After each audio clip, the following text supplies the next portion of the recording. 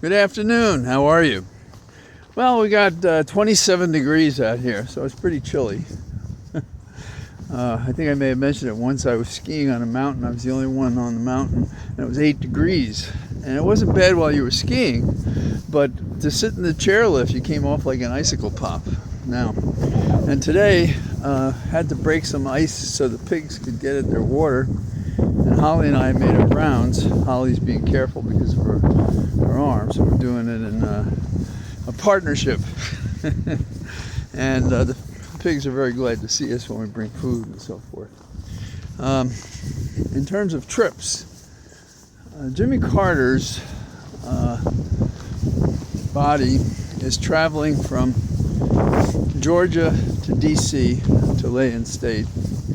And it reminds me of Bobby Kennedy's similar trip going from New York to D.C. Both brought out crowds to recognize them. You may remember the pictures of people along the rails in New Jersey for Bobby Kennedy.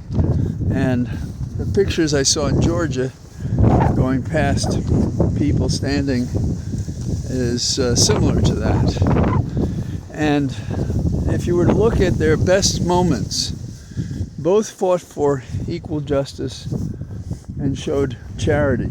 Bobby in his later years, and to my way of thinking, Carter, though invoking ethics and good relations, really shone as a former president. It doesn't surprise me that an evil person like Trump would downgrade what these two men were due, as well as others.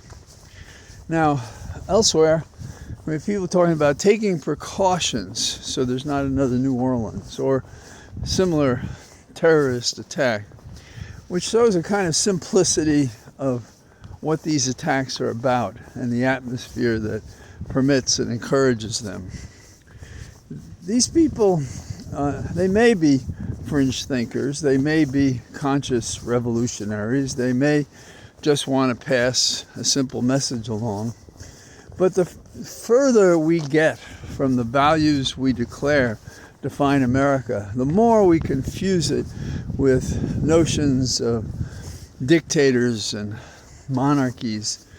The more we confuse voters, the more the outcomes in our processes, judicial, legislative, executive, the more they make less sense, the more we can expect this kind of chaos.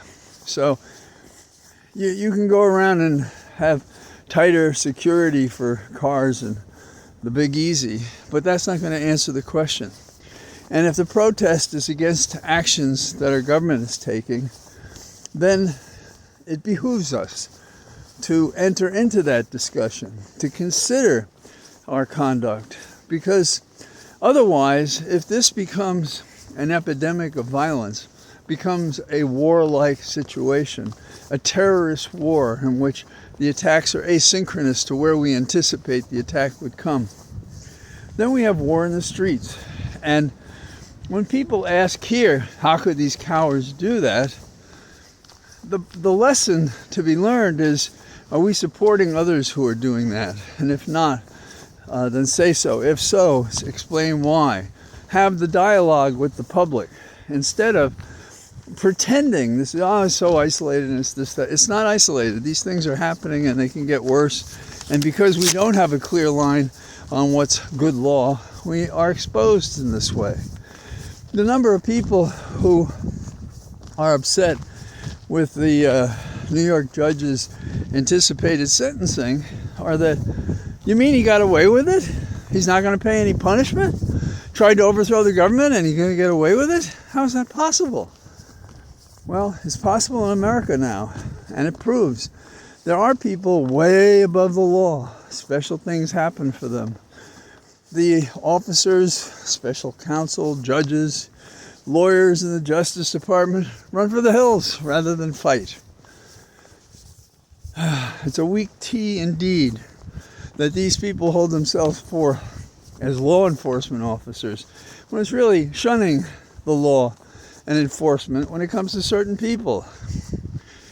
Now, Biden has decided to make the most of his remaining days as president. And he's blocking oil and gas drilling on 625 million acres involving the U.S. waters. No offshore drilling in the Atlantic Ocean, the Pacific, Eastern, Gulf of Mexico, and north in the Bering Sea. So, you heard Trump runs around saying, drill baby drill. Raise your hand if you support oil spills, because that's what this is about. And like everything else that's a fraud, they'll say, no, there are no oil spills of this amount. But yes, there are oil spills all the time of a lesser amount, and we're not told to what extent this is to save money in maintenance and protection against these oil spills and against these things that compromise the waters offshore. But no one talks about it. And so what is today? Today is the 4th of our new year, and Monday is the 6th. So as we approach January 6th, the nation should be asking itself, by what measure can a president who has done these things be accepted as a president? 14th Amendment discusses this. No one touches it. It's like the third rail in politics to actually do something effective to punish a person like Trump who tried to overthrow our government. But consider another element of this. How do we approach a president, especially Trump, pardoning those he incited to attack the Congress and to overturn the election that he lost? There are two law enforcement officers who defended the Hill that day, Henry Dunn and Aquio Gonell. Ask them what they think about pardons for those who attacked the Capitol, about those who cause injury and death. So that's an interesting thing. Now, in the classification of lies on the health side, it'd be interesting to see what RFK Jr., the minor, has to say about this issue. But it's about smoking and drinking. Now, my dad smoked since before he was given free cigs in World War II as a serviceman, infinite numbers of cigarettes. And in his later years, when they were spiking the tobacco and not telling the public that, tobacco executives raised their hand and told America, hey, we trust it, it's fine. And how many of those died because of lung cancer? I visited the Tobacco Institute when I ran for Congress many years ago, particularly considering that I was running for a district in Virginia. And some of these people had all sorts of tobacco paraphernalia, pipes and cigarettes and all sorts of things on their desk. Now the second thing, and I asked my dad about this, and he said, we all die, something catches us. We're like cars, a bumper goes out. And I hated as I asked the question because it felt insulting, but obviously the way I asked it, he didn't find it that way. And my dad, he drank until, when he was 60, he decided he couldn't drink anymore. His body wouldn't take him. And now we have a report from the World Health Organization saying, those guys that say there's no problem with alcohol? Well, that's a lot of BS. Alcohol can cause cancer too. And sure, it depends on how much you drink. But there is no zero effect. And so if you are sensitive to these things, well, that's what you have to deal with. Now, my dad, for most of his life, he smoked, he drank when he was younger, He drank coffee, black, and at 68, he died of lung cancer. And it's a miserable way to die, and it's hard to understand how some people do all the same things and nothing happens to them. But my dad was misled about tobacco, and there's reason to believe here at home we're being misled about alcohol. And so, what you should keep in mind is these things raise the risk of cancer. And if you believe that life is a full stop rather than a pause before the eternal embrace of your insubstantial, immortal soul, absent any physical carrying device like a body, you should be concerned to have every healthy day you can, because I really believe there's only one cycle around, and this is the compromise we're making. And I suppose I'm sensitive to these things because I've spent a fair amount of time representing doctors in different situations who are under the gun for how they treat their patients by agencies that don't know a damn thing about it. And so it's in my rangefinder. And we are lied to by organs that are supposedly operating in our best interest to tell us what's good and bad and right and wrong and so forth. It's a pretty crazy thing. Now here in Virginia, we're about to have a couple of elections. Some think that the Virginia General Assembly, the Republicans think this, could be flipped to be Republican.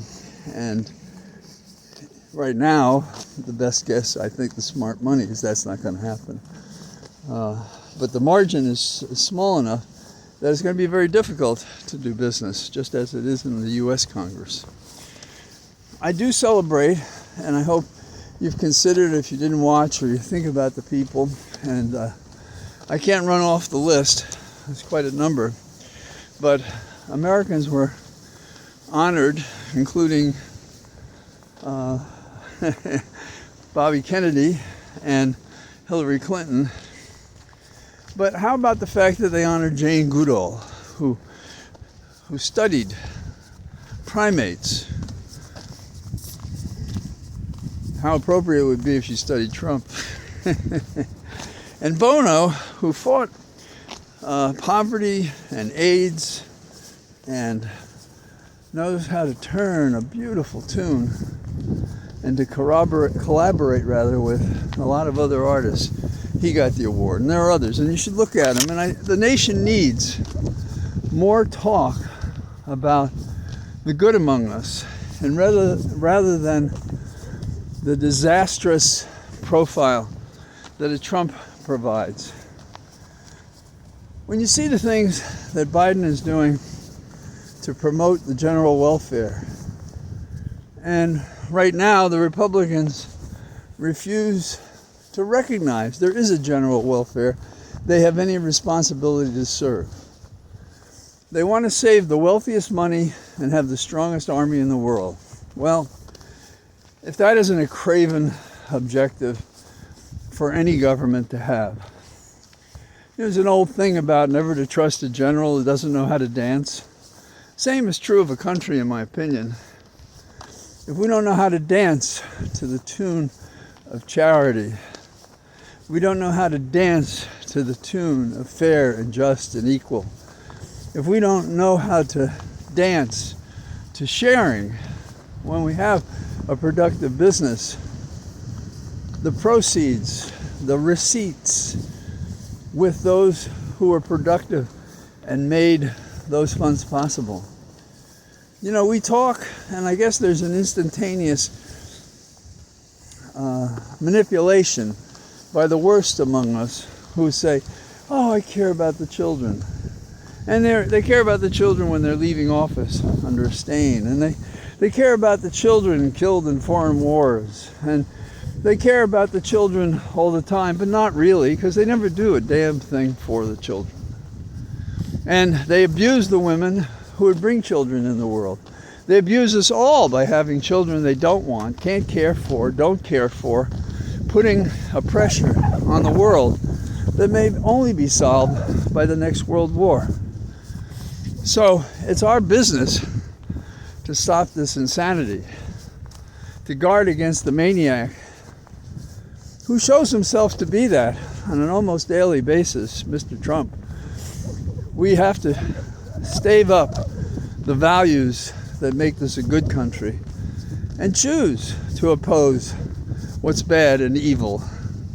And that's almost every aspect of Trump. So, on this cold day, I say goodbye to you for today from the Cathedral of Trees. All the best. Bye-bye.